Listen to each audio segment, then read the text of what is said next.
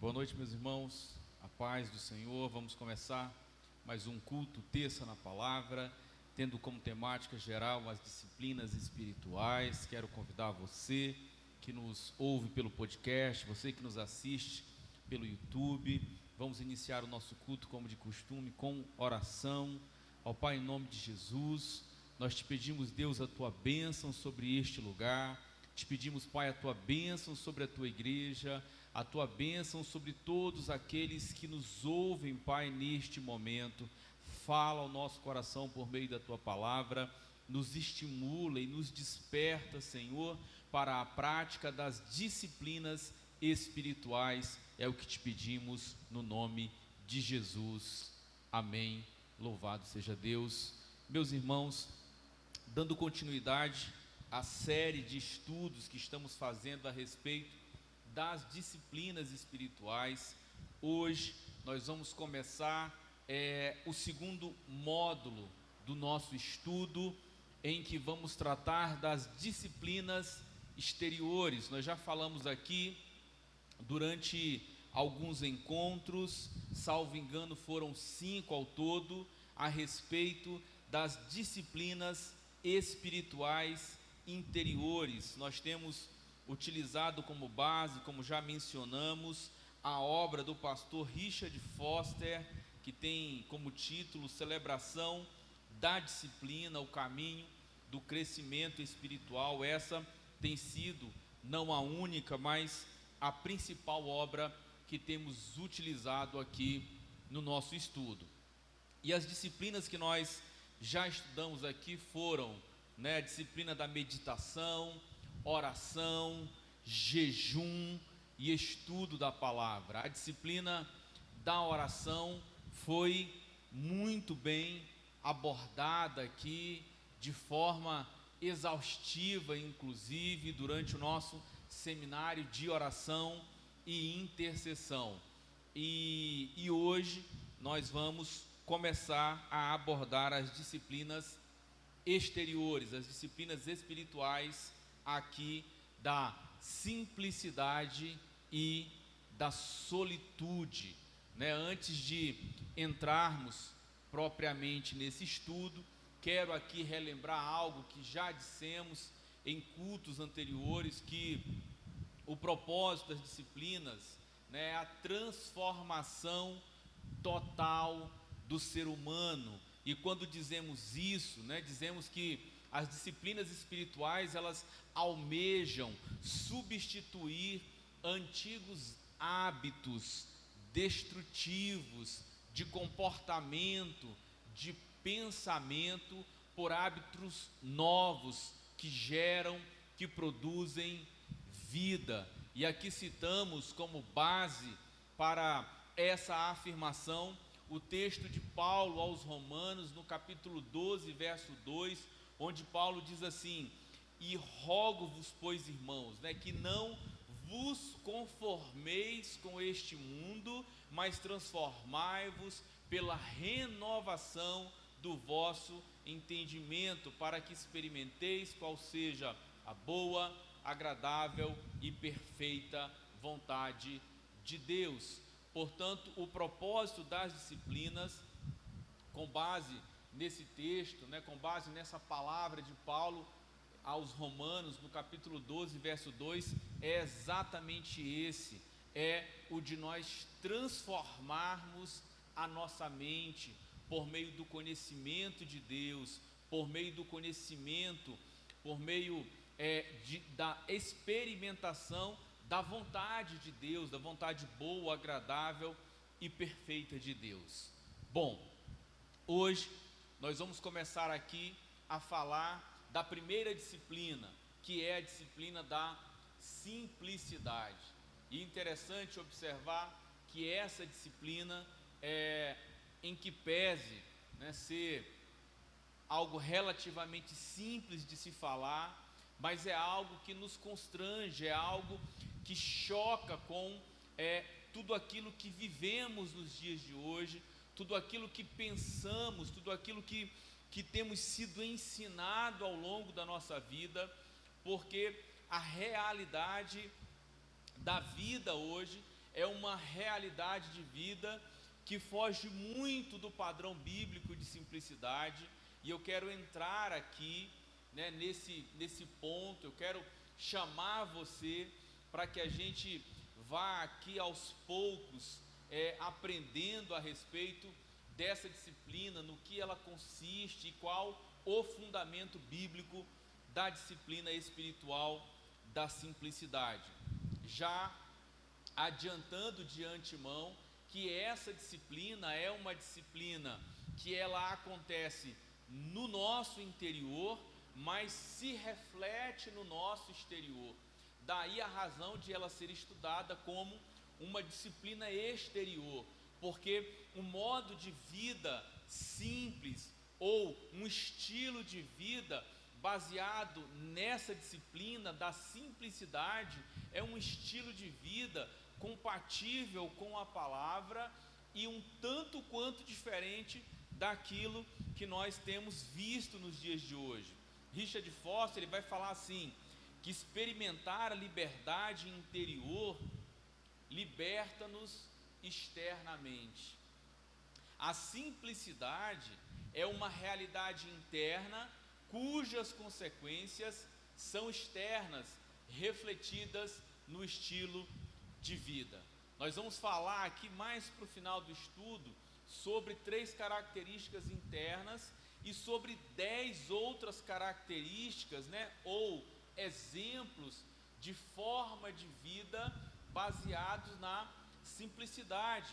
Então, Richard Foster ele vai aqui na introdução do estudo falar que quando nós adotamos um estilo de vida baseado na simplicidade, nós paramos com a vida de ostentação, nós paramos de viver em busca de status, de posição. Isso desaparece da nossa vida, porque isso não passa a ser o foco, não passa a ser a razão daquilo que fazemos, daquilo pelo qual nós nos esforçamos.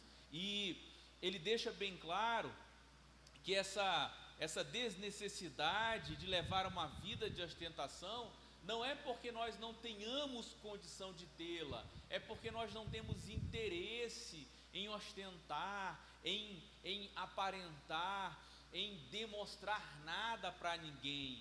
Os nossos bens, com base nesse estilo de vida, eles servem não apenas a nós, mas também ficam à disposição daqueles que precisam, né? E ele nos chama a atenção para o fato de que nós não podemos nos conformar a uma sociedade doentia. Ele diz que se conformar a uma sociedade doentia é adoecer. E o que temos visto hoje, irmãos, é que a nossa sociedade ela foi concebida para ser uma sociedade que vive, que gira em torno do consumo. As coisas hoje são criadas para não durar. As coisas hoje são feitas para ser descartáveis.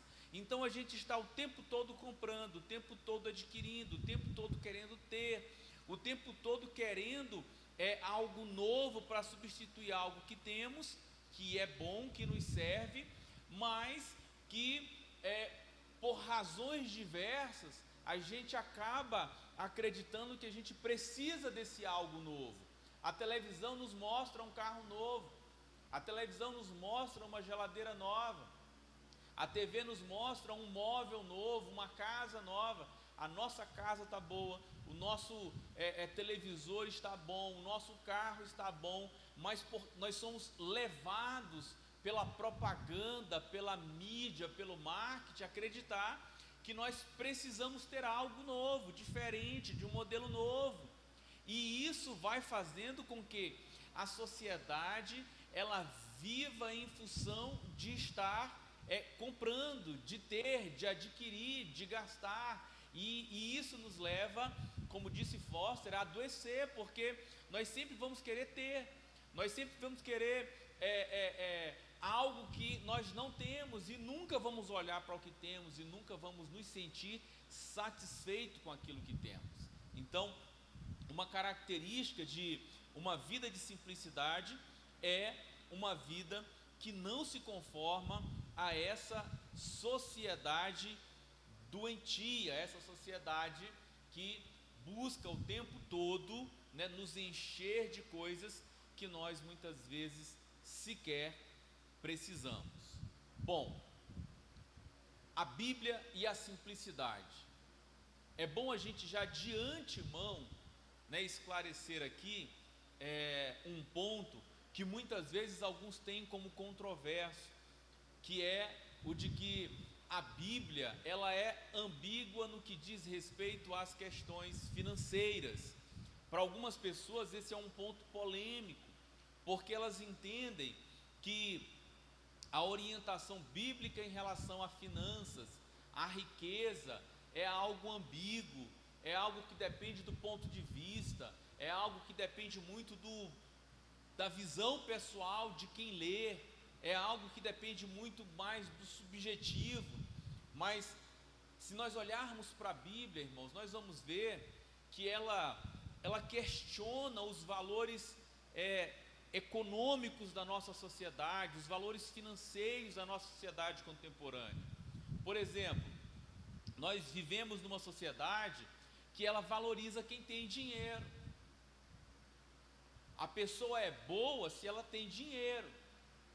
A pessoa ela é bem aceita se ela tem posses, se ela tem propriedade.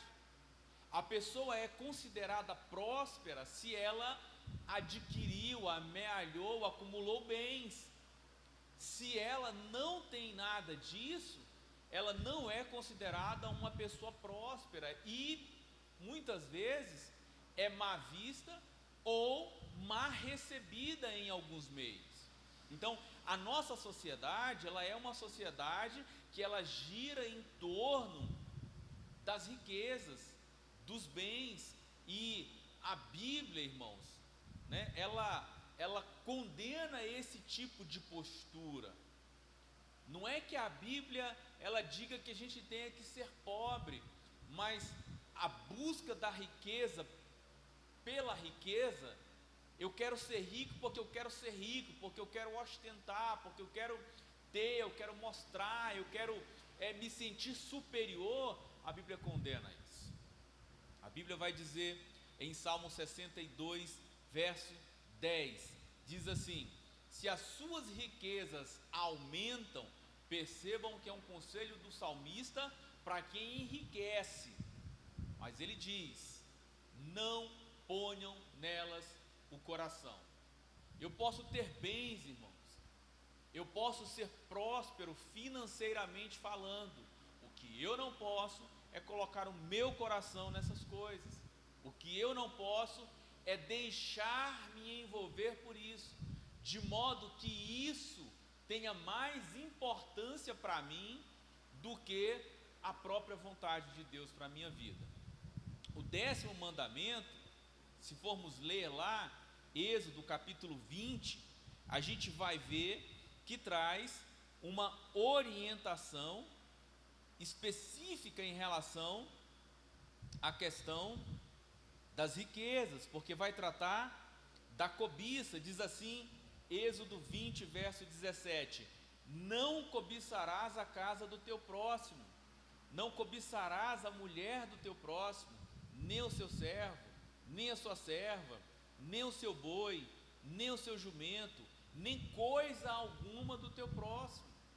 A pessoa que vive em função de ter, irmãos, ela nunca vai se satisfazer.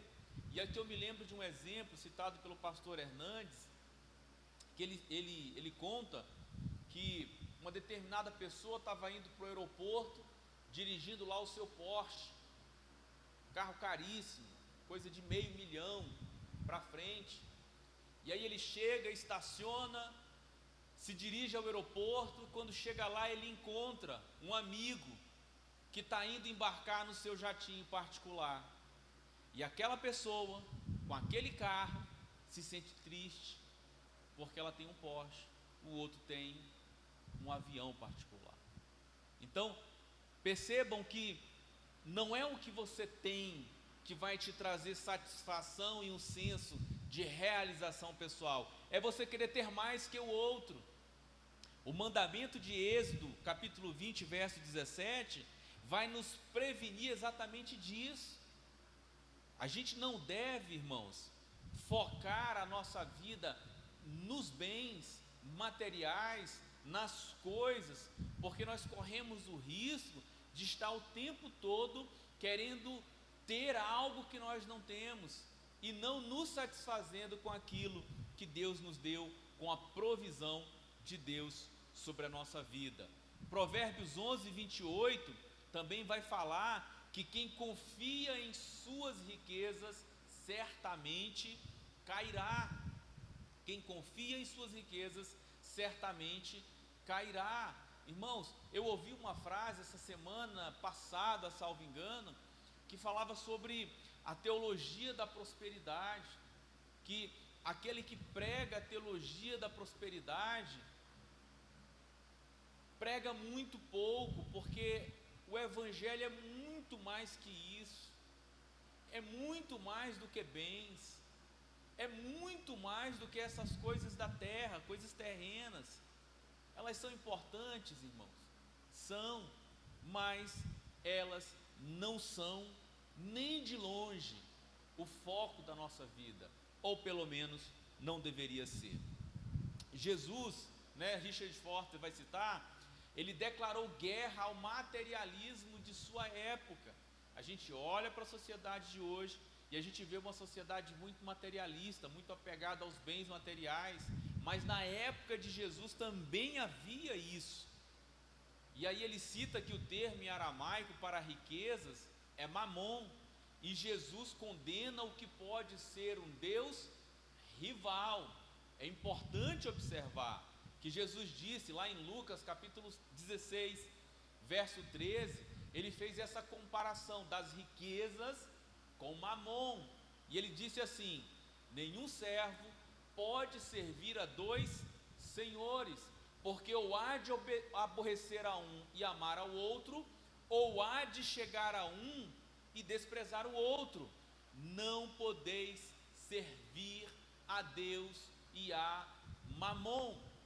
Algumas versões, essa aqui é a revista corrigida, ela vai trazer exatamente essa expressão, mamon, como um Deus, a riqueza, outras vai tratar a Deus e as riquezas. As riquezas na vida de algumas pessoas, os bens materiais, aquilo que elas possuem, se constitui para elas um Deus, porque as pessoas vivem em função disso, gastam todos o seu tempo, o seu esforço, as suas energias em busca de bens materiais. Elas não admitem, porque se você for conversar com alguém que vive em função de amealhar, bens, de adquirir bens, ele não vai achar que aquilo para ele é um Deus, ou que aquilo é um ídolo no coração dele. Mas muitas vezes a pessoa está tão envolvida, que ela não se dá conta de que Deus perdeu a primazia na vida dele. Estamos falando aqui, irmãos, de cristãos, estamos falando de crentes, para crentes. Essas aqui são disciplinas espirituais.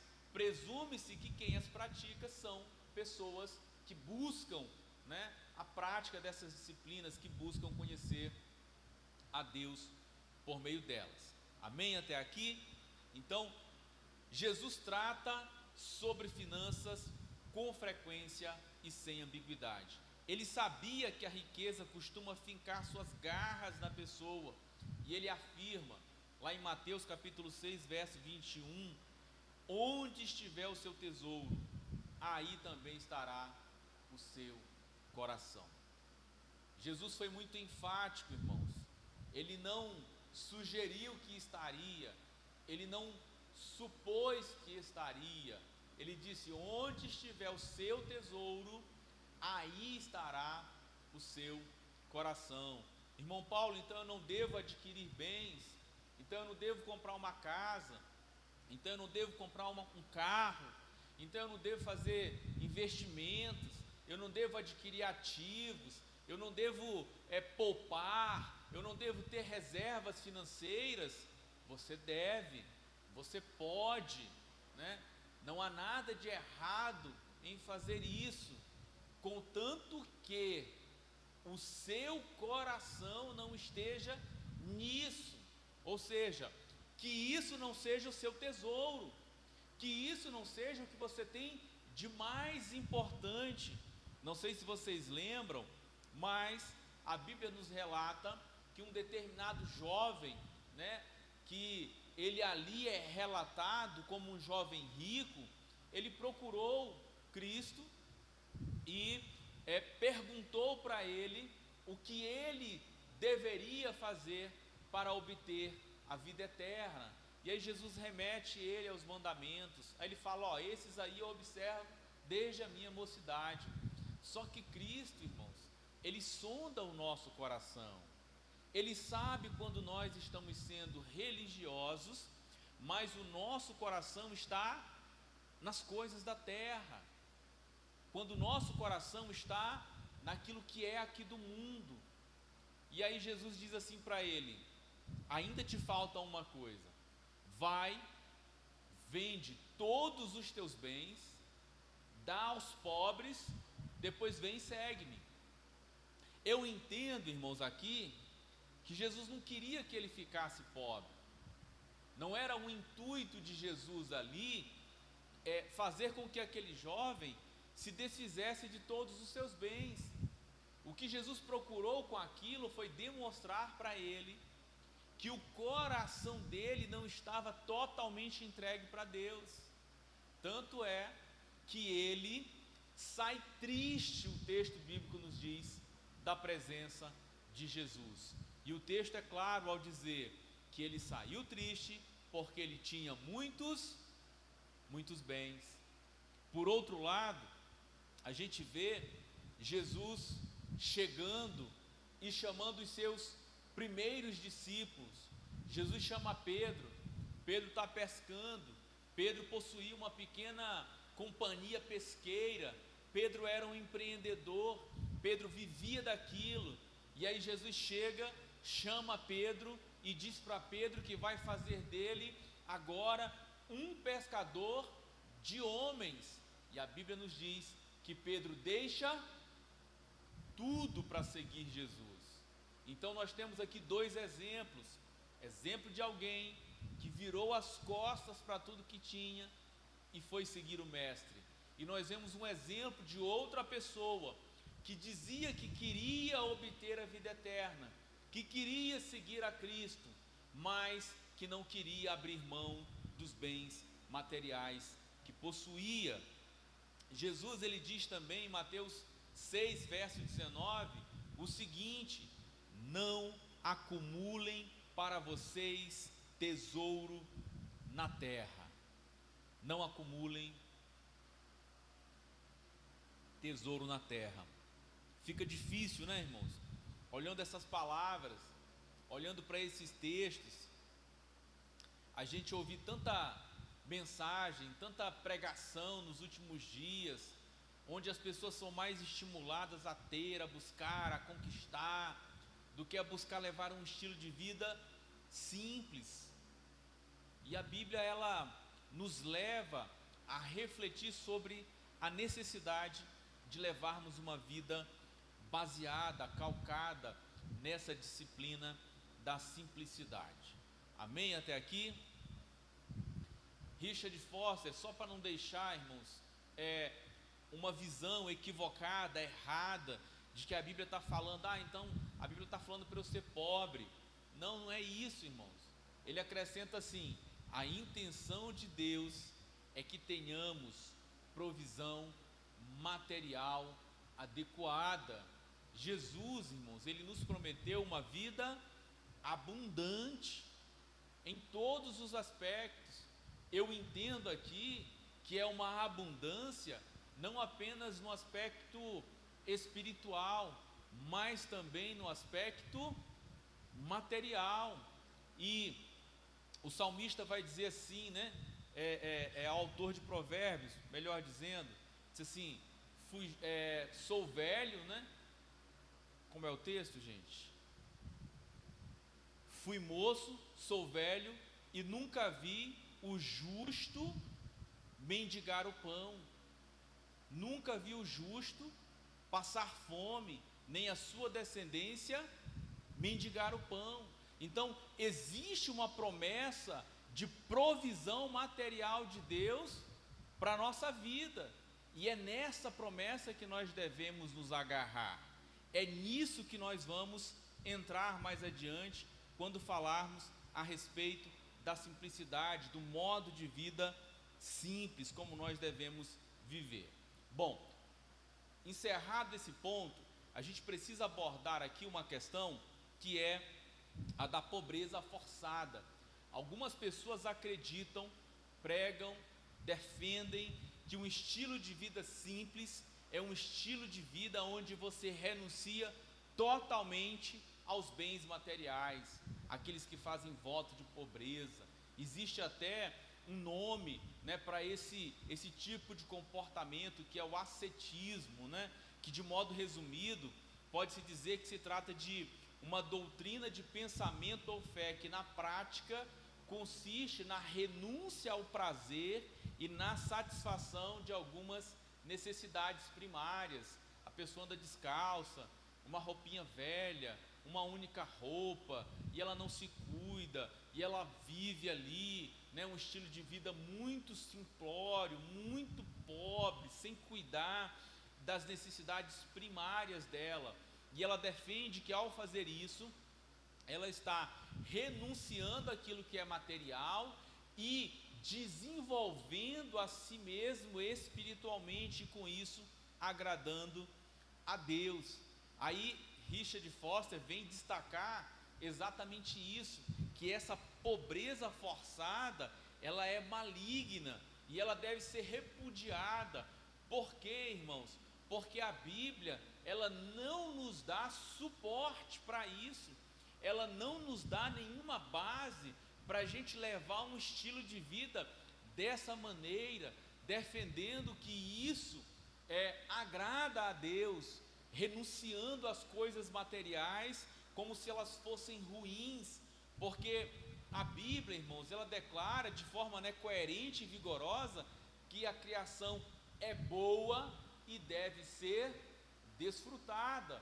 A gente olha lá nos primeiros capítulos de Gênesis, quando Deus está criando, né, todas as coisas, e ao término do primeiro dia, a Bíblia sempre encerra assim: e viu Deus que isso era bom. E aí vem o segundo dia, e aí encerra o segundo dia da criação com: e viu Deus que isso era bom. Então as coisas materiais, as coisas deste mundo, elas não são ruins por si só. E o ascetismo, ele vai fazer essa divisão, né, uma divisão estranha, onde ela considera o que é material ruim e o que é espiritual bom. Assim, tudo que é material é ruim, tudo que é espiritual é bom. Então faz uma cisão, faz uma divisão, e aí a pessoa vive, né, renunciando a tudo que é material. Ela renuncia uma roupa agradável, ela renuncia uma casa, ela faz um voto de pobreza, de não ter nada, um calçado que seja, algo que possa lhe trazer um pouco de conforto, de satisfação nessa vida. Por quê? Porque na cabeça dela aquilo é ruim, aquilo é mal, aquilo não contribui para o seu crescimento espiritual. Então a gente precisa entender que o ascetismo não tem nada a ver com o estilo de vida simples. Ascetismo e simplicidade são coisas diferentes. Assim, o ascetismo, ele renuncia aos bens materiais. A simplicidade encara-os pela perspectiva correta. Percebam que há uma distinção. O ascetismo vai renunciar aos bens, ao passo que a simplicidade vai nos fazer enxergar os bens sob a perspectiva correta. O ascetismo, vai dizer Richard Foster, né, não dá nenhum espaço para uma terra que mana leite e mel. Era essa a promessa que Deus havia feito ao povo de Israel, de que os tiraria do Egito e os levaria para uma terra de deleites, para uma terra que mana leite e mel. Era, nas palavras aí do próprio Deus, a gente percebe que há uma promessa, há um compromisso de Deus para com o seu povo, de dar a eles uma satisfação material na terra prometida, na terra da promessa. Então, o ascetismo só encontra satisfação no abatimento. Se eu não tenho, eu me sinto bem, eu sinto prazer em não ter, em renunciar, em negar os bens materiais. A simplicidade não, irmãos. A simplicidade, ela experimenta satisfação tanto na falta quanto na abundância. E para isso, eu cito aqui o texto de Paulo aos Filipenses. Paulo foi um exemplo no que diz respeito ao contentamento, independentemente de sua condição material.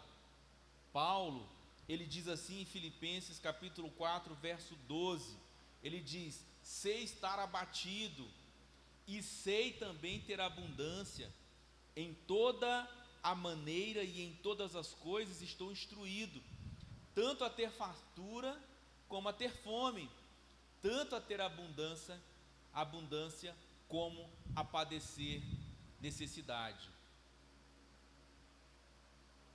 E aí Paulo vai dizer aquele texto muito famoso, muito conhecido, mas muito mal utilizado, que é Filipenses 4, verso 13: posso todas as coisas naquele que me fortalece.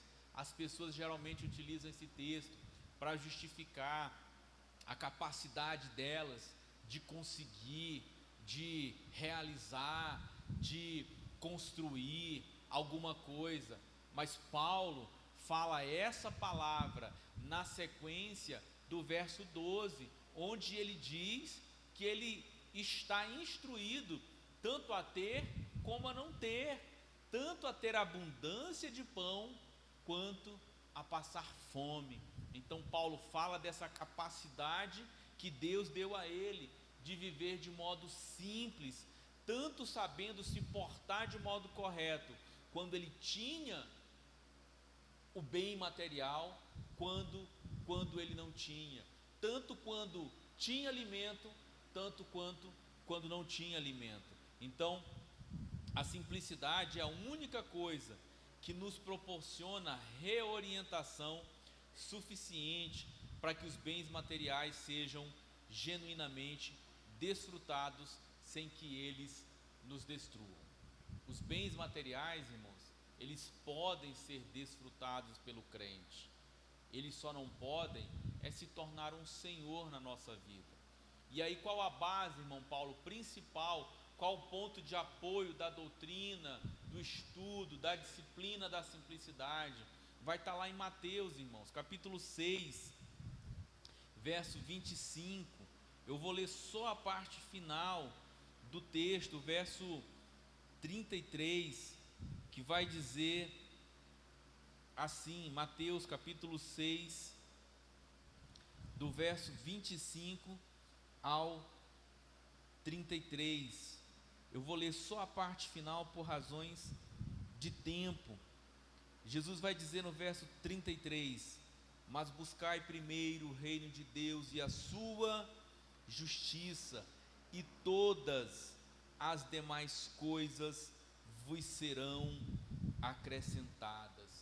Jesus começa no verso 25 dizendo assim: não andeis cuidadosos pela vossa vida, quanto ao que haveis de comer, ao que haveis de beber, ou quanto ao vosso corpo, pelo que haveis de vestir. Jesus está falando exatamente, irmãos, dessas preocupações da vida, essas preocupações com as coisas dessa terra, com as coisas materiais. E aí Jesus estabelece um princípio, um fundamento aquilo que Richard Foster vai chamar de ponto de apoio. Qual é o ponto de apoio, irmãos? É buscar primeiro o reino de Deus, é ter o reino de Deus e a sua justiça em primeiro lugar. E eu gosto quando a Bíblia fala que as demais coisas, né, é como se isso fosse o resto. Você busca o que é mais importante, você busca aquilo que importa mais, e tudo isso aqui, tudo o resto, carro, casa, bens, dinheiro, profissão, tudo isso vem junto no pacote, porque o Senhor está nos assegurando na sua palavra, mas desde que sejam seguidos, sejam observados nessa ordem de prioridades. Então, uma observação, né, necessária aqui é a de que o simples fato de alguém viver sem possuir bens não garante que ela esteja vivendo em simplicidade. Muitas vezes a pessoa não tem, mas a pessoa é gananciosa, a pessoa ela vive numa busca desenfreada, ela só não conseguiu ainda, mas a mente dela, o coração dela é totalmente voltado para o dinheiro. Muitas vezes, e aí Paulo vai falar, escrevendo aos Timóteos, lá na primeira carta de Paulo a Timóteo 6:10, que o amor ao dinheiro é a raiz de todos os males, não é o dinheiro em si. Muitas vezes você vai ver uma pessoa que tem muito dinheiro, tem bens materiais, mas é uma pessoa que vive sem qualquer apego às coisas materiais. Aí você vai ver outra que não tem nada, é pobre, bem pobre, mas é uma pessoa que é gananciosa, é uma pessoa que não abre a mão para ajudar o próximo, mesmo podendo, é uma pessoa que retém aquilo que lhe foi dado por Deus, é uma pessoa que ama o dinheiro. E aí a gente precisa deixar isso muito claro, não é o dinheiro em si que é mal, mas o amor ao dinheiro. O amor ao dinheiro é que é a raiz de todos os males. E aí a gente já entra aqui para a parte final do nosso estudo. Vamos falar sobre atitudes internas da simplicidade. Nós vamos falar de 3 atitudes internas, depois vamos falar aqui de atitudes externas. Richard Foster vai citar 10 princípios, eu vou comentar só alguns, mas antes vamos ficar aqui nas atitudes internas, atitudes essas que condizem com um princípio estabelecido por Jesus lá em Mateus 6, de 25 a 33, onde encerra, como eu li, dizendo: buscai primeiro o reino de Deus e a sua justiça. O primeiro princípio, ou primeira atitude interna é considerar dádiva de Deus tudo que possuímos. Irmãos, uma pessoa que leva um estilo de vida de simplicidade, ela considera tudo que tem uma dádiva, um presente de Deus. Eu trabalhei, irmão Paulo, fui eu que fui lá e paguei as 60 prestações do meu carro, o esforço foi meu. Irmãos, por mais que você tenha trabalhado, por mais que você tenha se esforçado, por mais que haja um sentimento pessoal de realização humana, considere tudo que você tem um favor, um presente, uma dádiva de Deus. Porque se pararmos para analisar, irmãos, a nossa vida é um dom de Deus, a nossa saúde é um dom de Deus, o ar que respiramos é dom de Deus. Então, sem nada disso, nós não teríamos trabalho. A capacidade mental e física que temos de desenvolver o nosso trabalho vem de Deus também. Então, por mais que tenha sido fruto do nosso suor, nós devemos tributar a Deus tudo que nós possuímos. Essa é a primeira atitude interna de quem leva um estilo de vida baseado na disciplina da simplicidade. A segunda atitude é a de que nós devemos colocar tudo que nós temos aos cuidados de Deus. Tem gente, irmãos, que morre de preocupação, que vive preocupado com tudo. Ah, mas a minha casa, podem entrar lá, podem roubar, o meu carro, o meu sítio, a minha fazenda. Sabe, a pessoa adquire bens, mas ela passa a viver de tal modo preocupada com isso, que ela não desfruta, que ela não consegue aproveitar aquilo que Deus lhe deu. Então, uma atitude interna de quem leva o estilo de vida baseado nessa disciplina da simplicidade é confiar que tudo, irmãos, está nas mãos do Senhor. E aí tem uma historinha engraçada de uma irmã idosa que morava sozinha e ela não ia à igreja porque a casa dela não tinha segurança. Então os irmãos foram visitá-la e perguntaram por que ela não ia. Ela falou: olha, minha casa não tem segurança, se eu sair daqui, as pessoas podem entrar e levar o que eu tenho. E aí os irmãos falaram assim com ela: não, a senhora pode ir, porque Jesus vai ficar aqui e vai cuidar da sua casa. E aí ela encheu o coração de fé, foi para a igreja. E aí ela está lá no culto, quando de repente o pregador pega o microfone para pregar, empolgado, e fala: irmãos, Jesus está aqui. E aí conta a história que quando o pregador disse isso, ela ficou preocupada, falou: meu Deus do céu, vão roubar minha casa, né? Porque Jesus não estava na casa dela, estava na igreja. Então essa historinha reflete muito o pensamento de muitos crentes, de muitos irmãos. E aí é bom, irmãos, a gente destacar e ter sempre em mente que por mais que a gente se esforce, e devemos fazer isso, não é que a gente vai sair de casa e deixar a porta aberta, sair do carro, destravar o carro, deixar a chave no contato.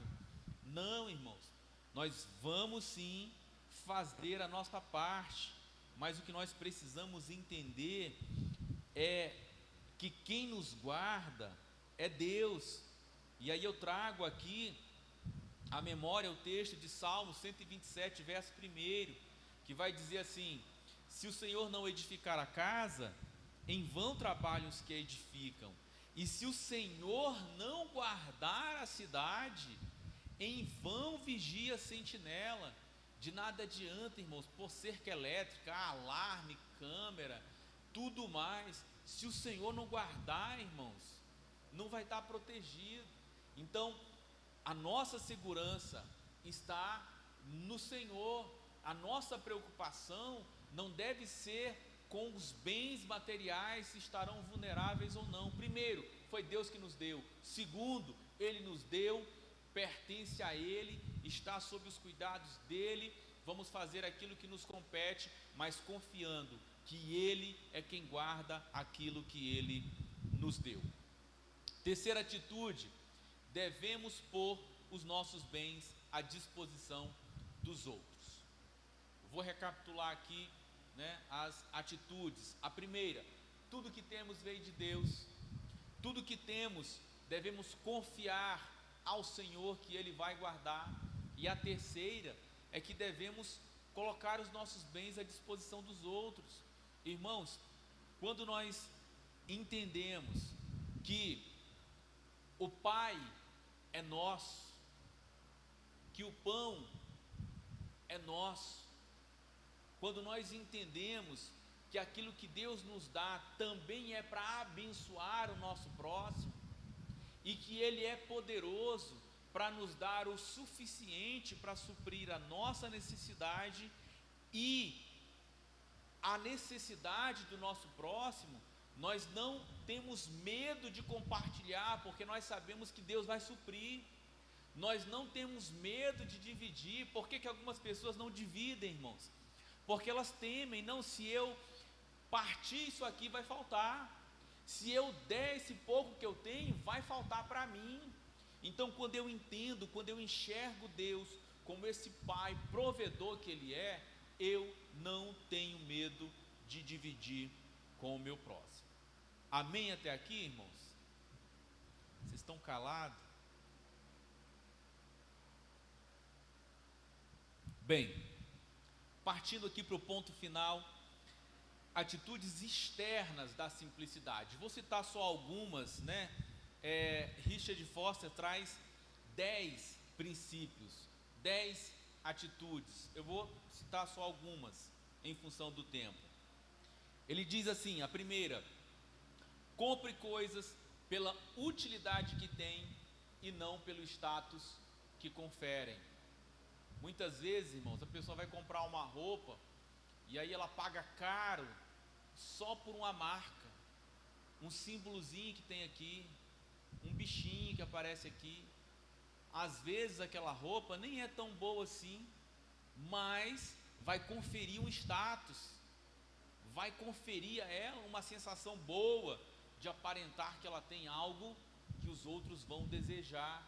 Então, uma atitude de simplicidade, irmãos, é comprar pela utilidade. Eu preciso, vai me servir bem, vai me vestir bem, vai ficar bem em mim. Se é de marca ou não, irmãos, isso é secundário.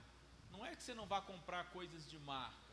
Tem coisas de marca que são boas, mas tem coisas de marca, irmãos, que nem são tão boas assim, mas porque são de marcas conhecidas, famosas, as pessoas compram não porque precisam, não porque seja boa para elas, mas por conta do status, né, que elas conferem a quem tem. E eu acho interessante um exemplo que nós vivemos. O meu sogro, ele tinha uma caminhonete, uma L200, mas o meu sogro, ele era um homem muito simples, e um dia ele estava andando na cidade de bicicleta, na bicicletinha dele. Naquela época que andar de bicicleta não era, né, ser, né, top, né? Hoje andar de bicicleta é ser top, naquela época não, era ser simples mesmo. E aí alguém viu ele andando de bicicleta e falou: ô irmão, e a caminhonete, cadê? Aí ele falou: tá lá em casa. Aí quebrou? Ele falou: não. A pessoa viu ele andando de bicicleta, achou que o carro tinha dado um problema, porque agora ele tinha, né, um carro bom, um carro grande, ele tinha que andar para todo lugar de carro, e ele era muito tranquilo em relação a isso, né? E ele estava andando de bicicleta e muito tranquilo em relação a isso, né? E muitas vezes as pessoas querem ter as coisas e não apenas ter pelo que aquilo lhes traz de bom, mas para poder ostentar, mostrar, aparentar. Um outro princípio, uma outra atitude, né, que Richard Foster cita, é rejeitar qualquer coisa que crie em você alguma dependência. Irmãos, às vezes a gente compra ou adquire determinadas coisas e aquilo passa a gerar em nós alguma dependência. Por exemplo, você compra uma TV boa, nice, TV Smart, e aí pega aqui 200 canais, 300 canais, e aí você começa a ficar tão preso àquilo, ou um bom computador, sei lá, uma boa internet, um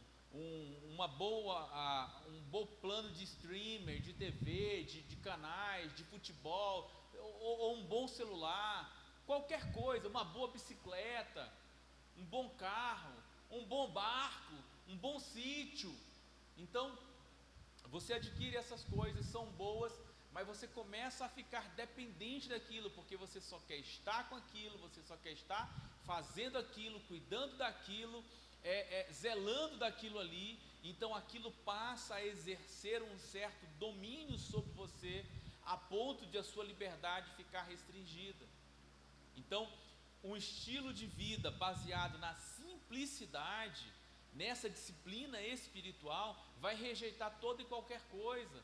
Eu posso ter uma TV muito boa na minha casa, irmãos, eu posso ter um plano de TV muito bom, um plano de internet muito bom, mas isso não vai me segurar em casa e me impedir de vir à igreja, me impedir de vir ao culto, porque isso não exerce domínio sobre mim, eu exerço domínio sobre ela. Amém? Um outro hábito, né, outra atitude é desenvolver o hábito de dar coisas. Irmãos, tem gente que vai comprando. O menino já tem 20 anos, mas você ainda tem a cadeirinha de bebê que você usava com ele no carro.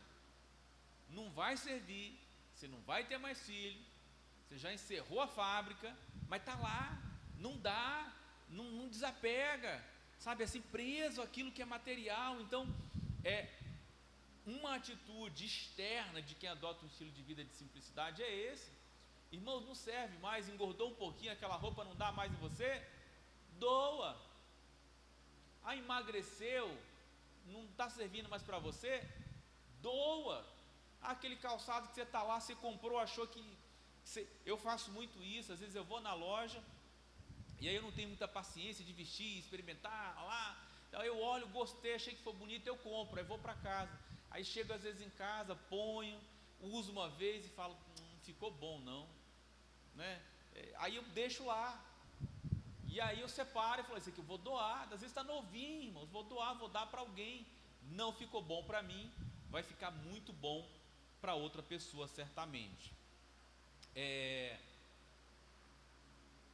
Um outro aqui, item, né, uma outra atitude, é desenvolver um apreço profundo pela criação.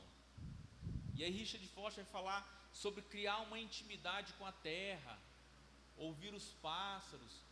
Um estilo de vida simples, irmãos, não está baseado no ter, está baseado em observar as coisas que Deus nos deu. E a gente tem uma cidade muito bonita que nos proporciona isso: serras, árvores, vegetação, lagoas, paisagens naturais, que você pode exercitar essa atitude de observar a criação de Deus, né? Observar aquilo que o Senhor fez.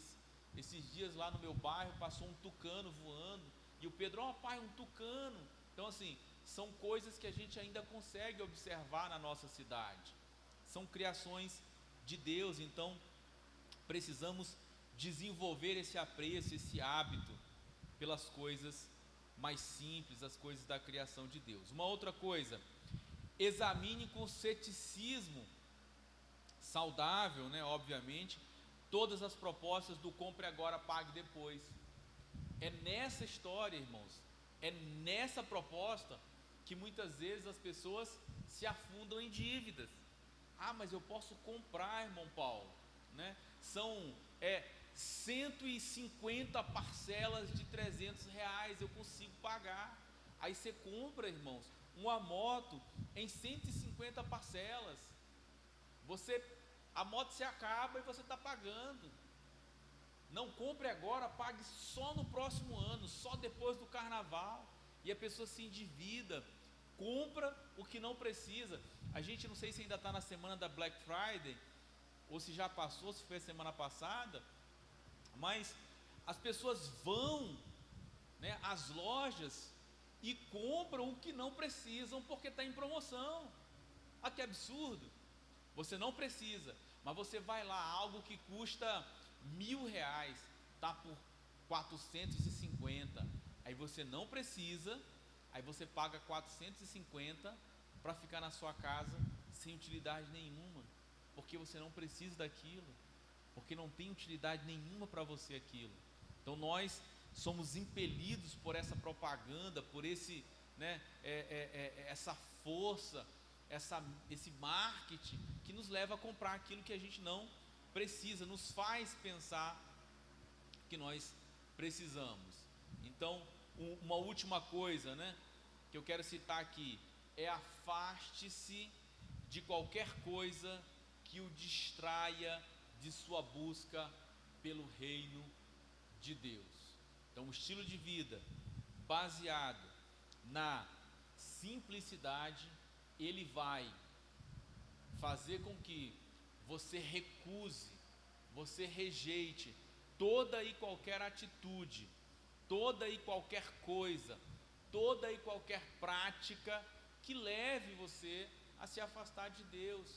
Eu citei o exemplo aqui do sítio, e eu lembro, eu era professor de escola dominical, e aí o irmão era muito assíduo na escola, todo domingo ele estava lá. Aí Deus abençoou o irmão, aí o irmão comprou um sítio, aí o irmão todo sábado à tarde ia para o sítio, voltava no domingo à noite, e aí o irmão deixou de ir à escola dominical. Então aquele bem, aquela bênção o tirou da escola. Não que ele não possa passar um domingo lá, mas ele simplesmente deixou de ir todos os domingos à igreja, porque agora todos os domingos ele estava no sítio. Então a gente precisa examinar, a gente precisa nos afastar de tudo que nos afasta de Deus. Bom, tentei correr, tentei abordar todo o tema da simplicidade, o nosso tempo já se foi. Para não ministrar o tema da solitude correndo, não é o propósito, não é o objetivo.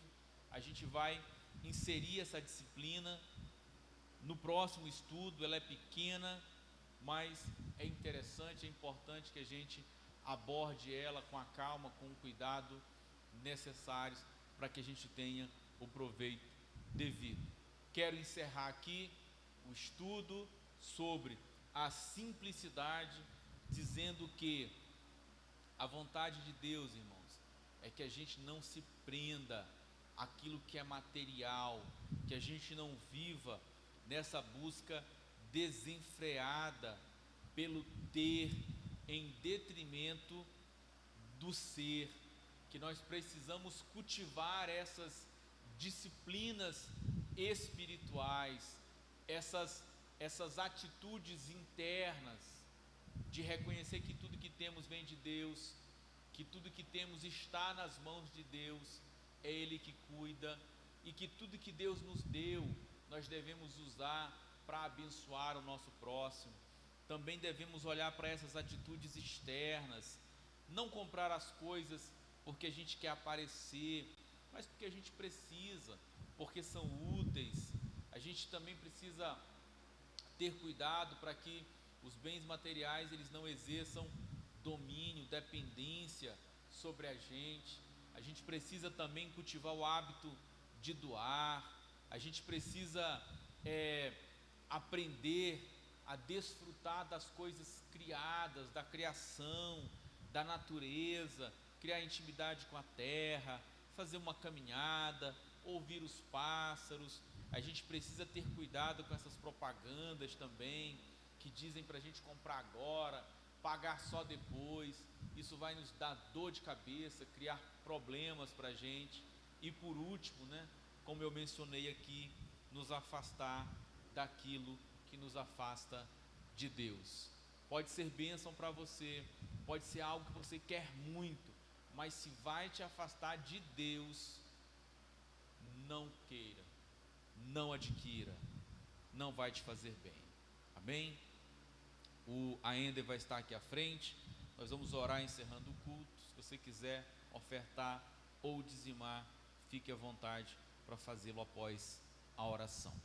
Ó Pai, em nome de Jesus, nós te louvamos pelo estudo, te louvamos pela tua palavra, te louvamos pela forma como o Senhor tem falado conosco todas as vezes que nos reunimos em tua casa para aprender do Senhor.